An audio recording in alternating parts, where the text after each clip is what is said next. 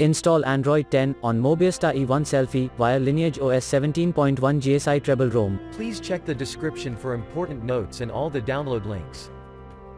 First download ROM and GApps packages, then transfer the downloaded files to the phone storage. Link is in the description below. Step 2.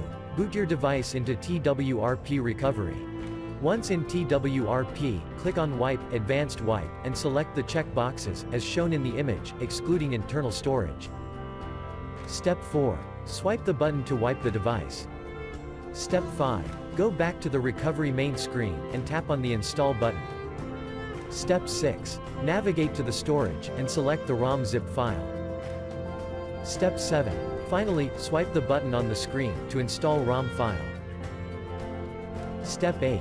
Flash the GApps zip package, in the same manner. Step 9. After GApps flashing completes, select Wipe Cache and Dalvik from bottom left side of screen, and swipe to wipe. Step 10. When the flashing process is complete, hit Reboot System. That's it, you have successfully installed the ROM on your device.